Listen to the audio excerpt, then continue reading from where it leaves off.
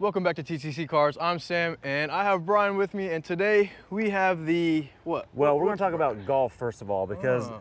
not so long ago, the only and best option you had for a fun front-wheel drive car, usually a hatch, was the VW Golf GTI.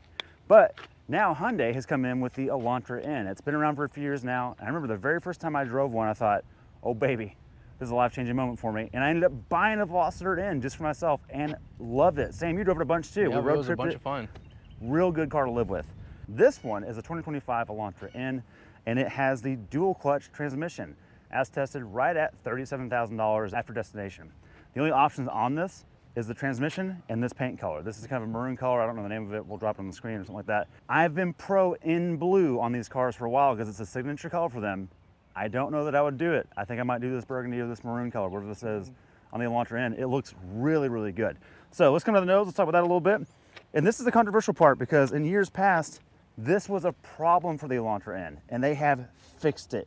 It looked like a confused Korean catfish at one point, and now it just looks freaking handsome. It was so polarizing before, some people were like, yeah, it drives great, but I can't be seen in it. That was the thing. They've cleaned it up now that it actually fits the rest of the car better. The designers did a good job, and look, Hyundai has always been good about not resting on their laurels. They will try something funky, and I really admire that. Golf is the opposite of that. So, come on down, let's check out wheel and tire. I already tell you right now, we've got Michelin Pilot Sports on this thing. There's 4 S's. This is what I ran on my Veloster as well, and it's a good tire. Good for the summer, but it can handle rain really well as well. Luckily, these wheels are forged aluminum from the factory, which means they're light and they're incredibly strong. 245, 35, ZR19. Now, I had a non-performance pack Veloster and it had 18s, which rode a little bit better, but these don't ride bad. Hidden behind that is the adaptable dampers, which I love. It comes with that. It's tied to your in-drive modes, and the drive modes mean something in this car. That's part of it. It's not just shift logic. It's a real deal where you go, oh, I can go through urban potholes and it feels pretty good. When it's track time, it's serious. I've tracked these before. They're really, really good. It's also got a limited slip up there, but more on the drivetrain in a minute. Coming down the side, we've got some flat black. This is the Hyundai coming through that I don't know will age well over time in Texas heat and sun. Simple ceramic coating and taking care of your car will handle that. That won't be a problem. I just think that these types of finishes, this kind of piano black on the outside is just, it's a drive-through car wash dream machine. It's just gonna swirl like crazy. So I just don't love and it's not just Hyundai or Kia or Nissan. Domestics are doing it too, Europeans are doing it too. I just don't prefer the flat black. I mean, it looks good, it just isn't, like in the spoiler, it's already got swirls in it. So anyways, coming out back, we do have a rear end that I think never really looked bad to begin with. I was always happy with it and no issues. One thing I'm curious about is you have the F1 style reflector down here. I wish that lit up. I know there's aftermarket solutions for that, but that's such a cool opportunity to have a triple flash on that thing. If I had one, I'd have to do that. Next thing is, you see these guys? See it moving? That's because it's not a fake tip. Those are real, and yes, my entire fist fits in them in case you're curious. Let's see what it sounds like.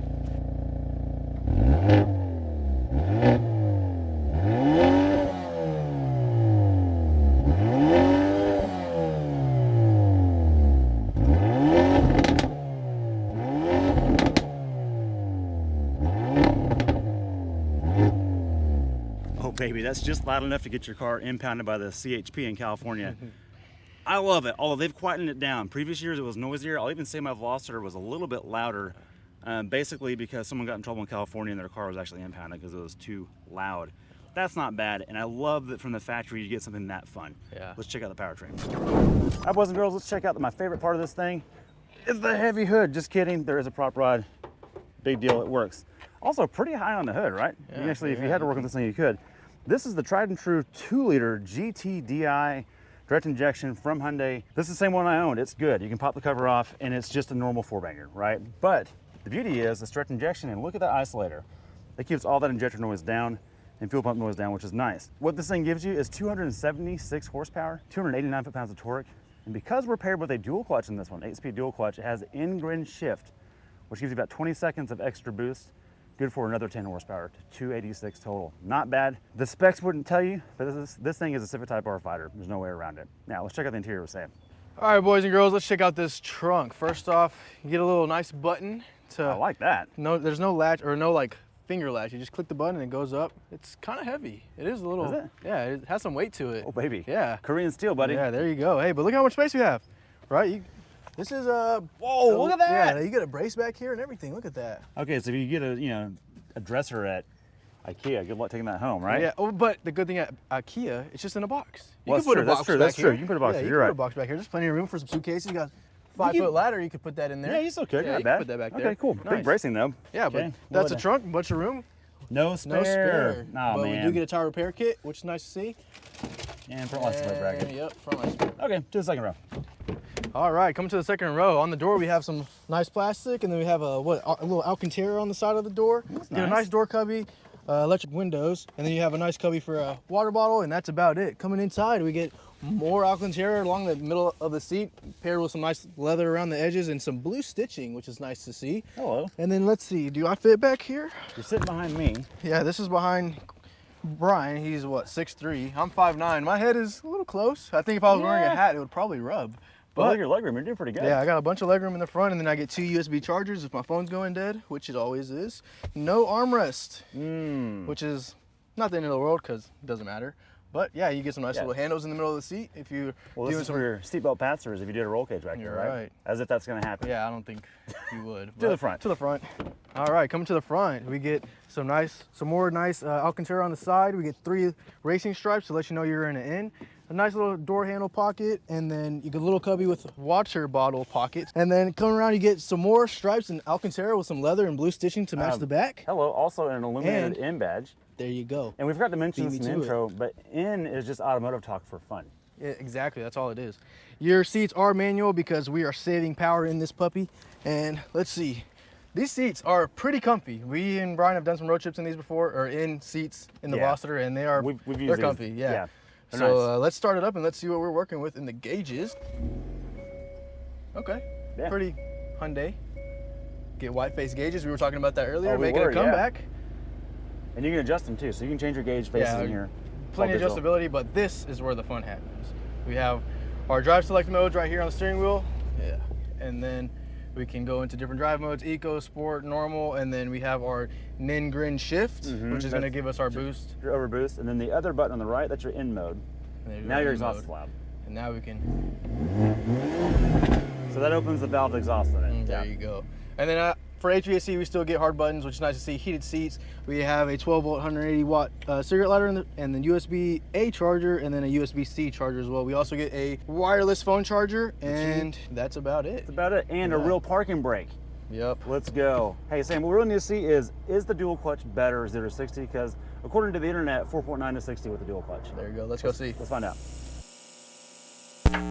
All right, Sam, so this is not a full in-depth review like we usually do on the channel.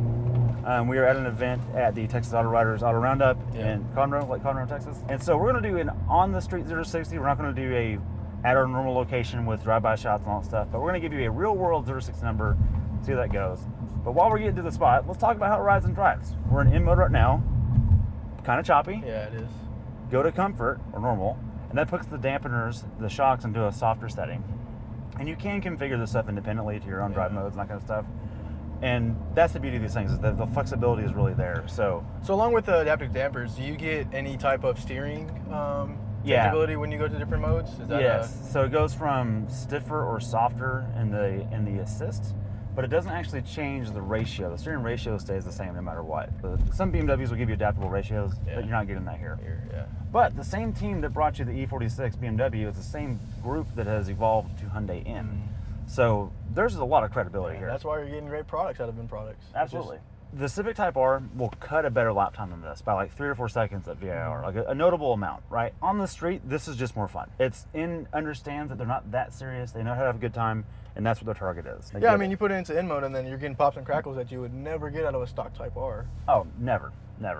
And we've tracked those. The Type R is very noisy on the road and on the track. It's like coarse sounding. And it's kind of hard to live with, at least on our rural Texas highways. This is much more manageable. It just works. All right, so let's talk about the dual clutch real quick, Sam. I had the 6-speed manual that was actually an old kind of leftover Mitsubishi transmission. It was an Evo base 6-speed. And I liked it a lot, and the rev match was really good. It just worked flawlessly. Yeah, it did. It was easy to live. One of the easiest manuals to drive when you're not just trying to be a monkey, you just drive around town. It was great. The dual clutch to most people is just an automatic, so it works. It's a non problem. But I kind of prefer the manual so far. Yeah. But 0 to 60, let's see what we got. We're lined up.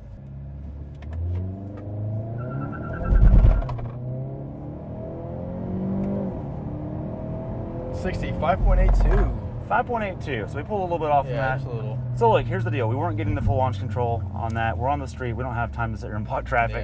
Yeah. But look, that's your real world. I'm at a stoplight and mad at it. That's what that was.